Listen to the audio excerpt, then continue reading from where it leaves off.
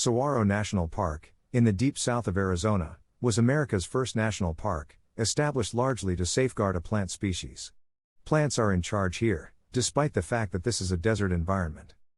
Saguaro cactus, the park's namesake, dominate the environment, which is made up of desert lowlands and rough mountain ranges. The epithet saguaro forest does not exaggerate the abundance of these cacti, which are truly emblems of the American West. When is the best time to visit Saguaro National Park? Aside from the 2 million commuters that travel through the park each year, the park receives roughly 750,000 leisure visitors each year, with Saguaro West getting the most. From Christmas through Easter, the park is at its busiest. Visitors who wish to avoid crowds might go at a different time of year, albeit hikers should avoid the intense heat of July. From late September through mid-December, you may have the best of all worlds, less tourists and cooler weather. Hiking is another method to escape crowds, even at the busiest periods. Despite the fact that the park attracts a large number of people during peak hours, many tourists limit their activities to scenic drives and brief hikes. You can easily leave the throng behind in 15 minutes. Greater than read, is traveling a hobby? The ultimate guide to an exciting way of life. Greater than learn about the downsides of traveling as a hobby. Climate and seasons. Summers are hot, and winters are mild, so October to April is the greatest time to come, particularly for hikers. Summer highs range from 100 to 115 degrees Fahrenheit, 38 to 46 degrees Celsius, with lows in the 70s. In July, August, and September, visitors should be aware that severe thunderstorms might occur, posing a risk of lightning and flash floods. High temperatures in the winter are often in the 60s and low 70s, upper teens Celsius, with lows in the upper 30s and 40s, single digits Celsius. Snow occurs seldom, is usually light, and melts rapidly. Winters are also noted for moderate rainfall, although the weather is mostly sunny. Greater than read, Saguaro National Park East versus West, which side is better? Greater than on which side of Saguaro do you find the most cactus? Things to know before visiting the Saguaro National Park. Saguaros are the biggest cactus species in the United States, endemic to the Sonoran Desert and found only in a limited portion of the nation. The finest spot to observe and learn about saguaros is in Saguaro National Park. Some saguaros are quite massive, reaching heights of up to 50 feet. They're cactus that are literally the size of trees.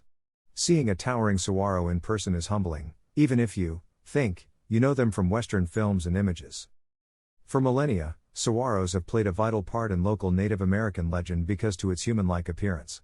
There are various creation legends about saguaros, most of them feature people who transform into saguaros. When you encounter a saguaro in person, it's easy to envision them waving, greeting, and bowing, as if they were humans. Each saguaro is unique in both appearance and demeanor and is thought to have its own personality.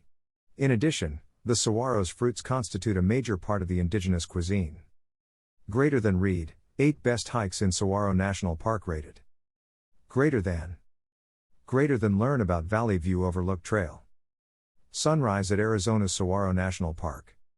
This park is all about these magnificent flora, as you can see. Basically, all of the Saguaro National Park activities I'll discuss below include the saguaro cactus.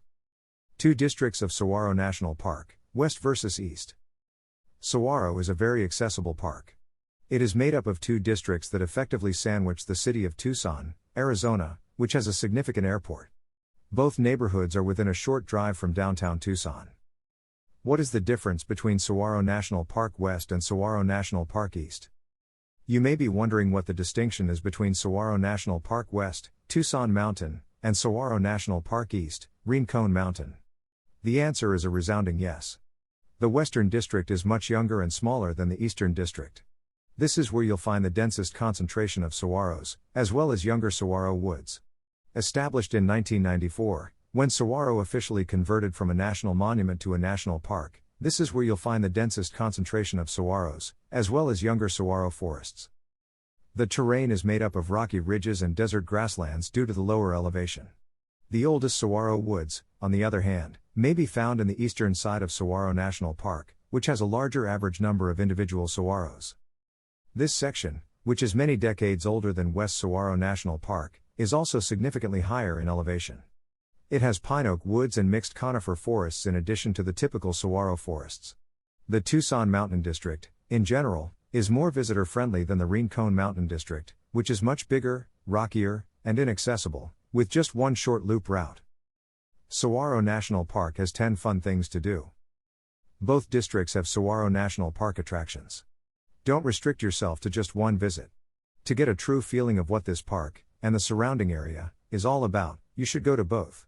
However, I suggest beginning your vacation to Saguaro National Park in the Tucson Mountain District. This summary of things to do in Saguaro National Park will also begin there. 1. Gates Pass Overlook. From Gates Pass Overlook, get a first sight at the cactus-dotted landscape. Despite the fact that it is not located inside the national park, it is nonetheless worth mentioning. The Gates Pass Road, which traverses the Tucson Mountains, is the most direct route from Tucson to Saguaro National Park West. It is located in Tucson Mountain Park, which is operated by the Pima County Parks Commission and borders Saguaro National Park to the south. The Gates Pass Overlook, located high in the Tucson Mountains, offers a spectacular view of the desert lowlands below, which are studded with saguaros. This area, which faces west, is also a great place to see the sunset. 2. The Red Hills Visitor Center. Starting any visit to a national park at the Visitor Center is always a good idea. The park's biggest visitor facility is the Red Hills Visitor Center. There's a wheelchair-accessible route there, as well as all of the park's information and the typical national park opening video. Don't forget to grab a map and newspaper for Saguaro National Park. Bajada Scenic Loop in Saguaro National Park, Arizona. Drive the Bajada Scenic Loop in Saguaro National Park, Arizona. The Bajada Scenic Loop is without a doubt the most picturesque of the few routes that go through the Tucson Mountain District. This is a 5-mile unpaved, graded gravel road that circles around the district's core, 8 kilometers. On this route, you don't need 4-wheel drive or high clearance, a normal 2-wheel drive car would do. Mountain riding is permitted on this lovely gravel track. This loop has a handful of picnic sites, overlooks, and trailheads, making it a great way to become acquainted with the park. Valley Vista is particularly noteworthy for its breathtaking panoramic view of the saguaro-studded desert. 3. Signal Hill. A picnic atop Signal Hill, on the north side of the Bajada Scenic Loop, is a terrific idea. The Signal Hill petroglyph site is located just north of the picnic area and is accessible through a short and simple hiking route. The summit of the hill is covered with more than 200 Native American petroglyphs ranging from 550 to 1550 years ago. Petroglyphs, a kind of prehistoric rock art, may also be found in other southwestern American national parks. Mesa Verde National Park in Colorado, Capitol Reef National Park in Utah, and Petrified Forest National Park in northern Arizona are just a few examples of national parks. 4. Wasson Peak. The 9-mile, 14.5 kilometer, round trip to Wasson Peak via the King Canyon Trail is my personal favorite walk in Saguaro National Park. Wasson Peak, at 4,687 feet, 1,429 meters, is the highest peak in the Tucson Mountains. Needless to say, the vistas are unrivaled. The trailhead and parking lot are right across the street from the Arizona Sonora Desert Museum, which is well worth a visit if you have time. Camping at Saguaro National Park. If you are into camping, you will be able to find many different camping grounds as well. Let's take a quick look at the most prominent camping grounds that are available. Then you can come up with a decision to visit the best camping ground out of them to enjoy your stay. 5. Gilbert Ray Campground is a great place to stay. Gilbert Ray Campsite is by far the greatest campground near Saguaro National Park West, and it's located in the center of Tucson Mountain County Park, only a short drive south of the national park's southern border. It's also the only built campsite in the park's immediate vicinity, both west and east. You won't notice any change in landscape since you won't be officially within the national park. You'll be able to sleep amid towering saguaros and gaze up at a star-studded night sky. One of my all-time favorite campsites in or near national parks is this one. I propose starting your itinerary with a visit to Saguaro National Park in the Tucson Mountain District, followed by a night at Gilbert Ray Campground. On day 2, get up early to see the sunrise and travel to the Rincon Mountain District. In Saguaro National Park, there are a variety of things to do. Cactus Forest Scenic Loop in Rincon Mountain District, Saguaro National Park attractions, Rincon Mountain District, East. 6. Cactus Forest Scenic Loop. The Cactus Forest Loop Drive in the Rincon Mountain District is the best place to go sightseeing in Saguaro National Park. This paved 8-mile, 13-kilometer, route leads to a number of trailheads, overlooks, and scenic viewpoints. Many of the park's tallest cacti may be found in a huge saguaro forest. The Cactus Forest Scenic Loop is suitable to road bicycles in addition to being a beautiful trip by vehicle. It is definitely gorgeous, despite the fact that it is not the longest of roads. Saguaro National Park was featured in my list of the top national parks for road cycling because of its loop. 7. Arizona's Loma Verde Loop. The Mica View and Loma Verde trails are well worth a hike. To the north of the Cactus Forest Scenic Loop is a tangle of hiking paths. Mica View and Loma Verde are the two primary trailheads in this region, both providing access to towering saguaro forests and a variety of other routes. These trails in Saguaro National Park East have no specified mileage.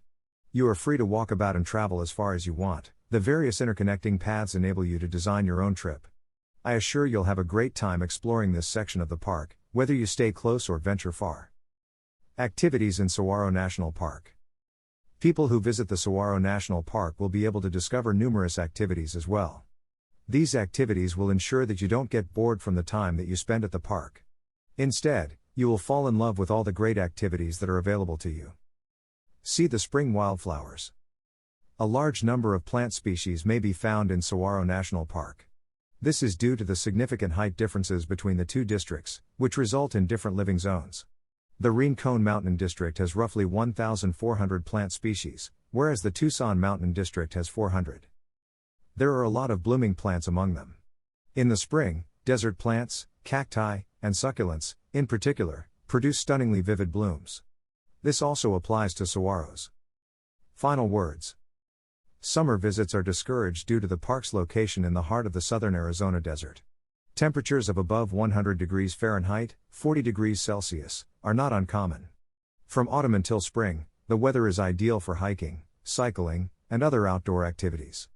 I suggest visiting Saguaro National Park in the spring since it is wildflower season and the temps are still pleasant.